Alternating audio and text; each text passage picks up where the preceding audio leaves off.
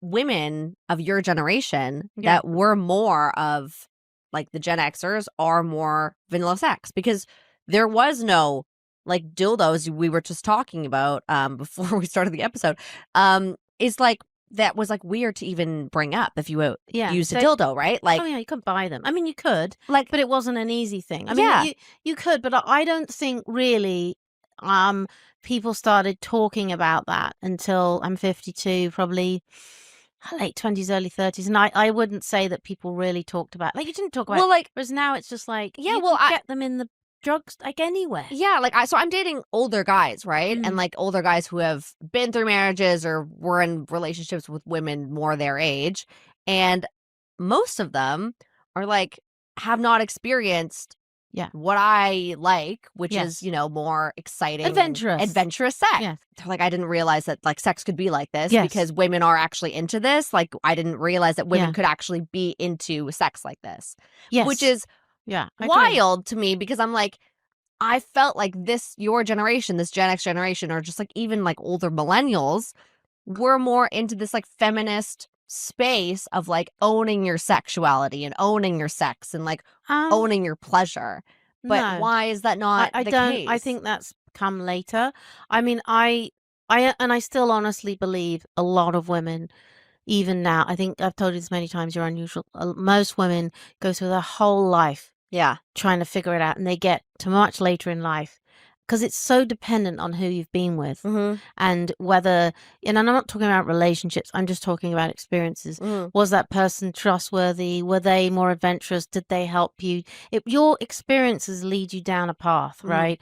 And if you, particularly, let's say you've been married a very long time and you love your partner, but they just aren't very adventurous, or it doesn't come up, or they don't want to talk about it, or they're constrained by feeling embarrassed by it, or whatever.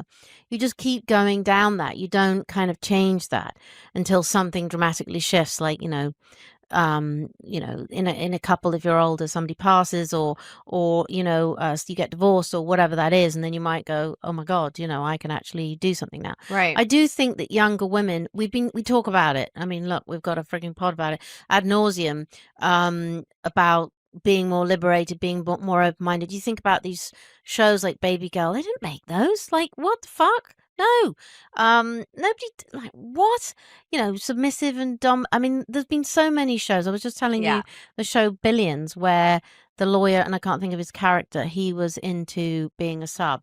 Right. And not even having sex with his dom, just like. Yeah. Which is none of this is new at all. Yeah. It's just nobody talked about it. And I think that women, and still do, in their early part of their kind of sexual journey, I don't know why I have to say that in a stupid voice, but their sexual journey, they are very focused on the man's pleasure, not on theirs. Yes. They really are.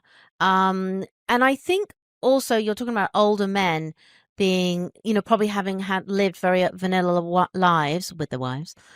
Is it because there was something, I mean, surely if their relationship was more kind of trusting and honest, and they could have been a little bit more adventurous, because like I said, one person would have led that and they would have tried things and not be, I mean, how you can be embarrassed with your partner of many years is amazing to me. But I realize more and more that my relationship is a little unusual. Well, I have so I was just out with a bunch of my like guy friends recently, this past weekend, and it was super eye-opening for me, because these are all guys. I haven't known them for that long, but we feel very open and comfortable because I'm very open about what I like to talk about. And so, they tell me a bunch of stuff about their own relationships, and they are not sounds horrible, but like most of them, if not all of them, don't seem happy in their relationships. And these guys are either married or have girlfriends. So that's a very hard thing for me to look at, because I'm a single girl. And I mean, would I fuck them? Sure. Not like, I don't want to fuck them like now. Like, they're married. I don't want to fuck up that relationship. And also, like, it's not as of a big deal to me to like fuck my friends, but it's more just like, I don't want to fuck up their thing that they exactly like. That's not what I would like to do. So, but it is on just I just don't want to see them so unhappy. But like, I have no advice to give them because it's the women I feel like that need to be talked to. You know what I mean? Like, but Yeah. are the guys just not asking for what they want? Like, why? Like, are these women that are giving vanilla sex? Is that what's going on? Or do these men just have super high expectations of what they want in their sex life and these women could never keep up? I think obviously each relationship situation is different. Yeah. I do, and we've talked about this before, I do think when you get together, you're kind of in this bubble and you're having fun, and the world kind of doesn't enter your thing when you're having your passionate beginning. And then as life starts to enter, life is boring and it starts to make everything else sort of boring. Now, it seems odd that they're like unhappy now when they met this, but like surely were they, I mean, I don't know, did you ask, were they always unhappy?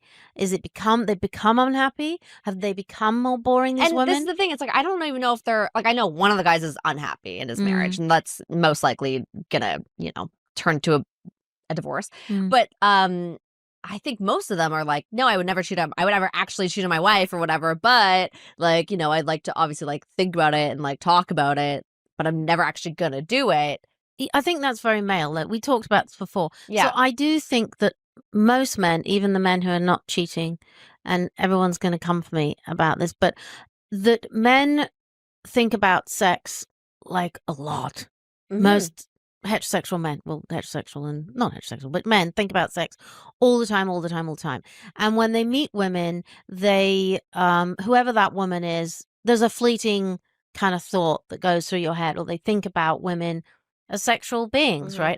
I don't think, and so I don't think that's unusual, and that they have to sort of consciously, a lot of men think about not cheating. Right.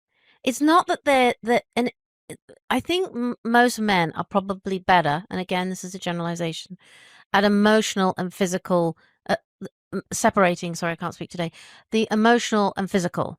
So like cheating is physical and the relationship is emotional. But they don't do it because they would hurt their wives. They would deeply hurt them. Yeah.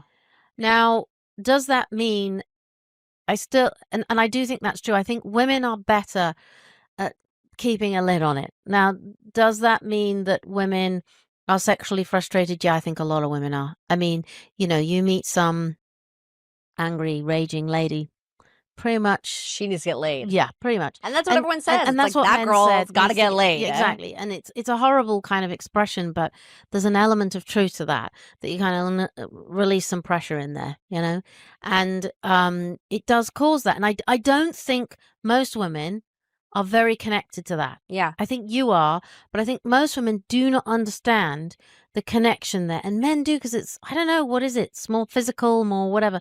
But women don't understand that they actually They have less neurons in their brain. Their brain is attached to their dick. It's just like maybe understand what's happening. They understand. But I think women are the same. They also need pleasure, sex, release, whatever, to feel better, to deal with life, to deal with the pressures. I think. And it just builds up in your body, and women let it build up, build up, build up, build up. Well, because the problem, and women, don't get mad at me about this, but I think it's true. It's like, I have a lot of women friends who they haven't had sex, let's say, for a year or 6 months. To me, that's unbelievable. I probably have only gone, it's a long time. Yeah, so like women in their 20s, early 30s, like that's crazy to me. Because like women have all the power. You can literally have sex at any time, if you wanted to. But our problem is that we want everything with the sex, right? So we want the relationship, we want the best date, we want all the foreplay to come with that from the man, and then obviously when we do have sex, we're going to be disappointed afterwards because maybe you're never going to get that again when the guy gets sick of doing all that stuff to just have sex with you. Thanks so much for listening. Please rate and review this podcast and follow us on social at Sharing My Truth Pod, and leave us a voicemail on our website at sharingmytruth.com to share your stories and experiences with us. We'll see you next time. Bye. Bye.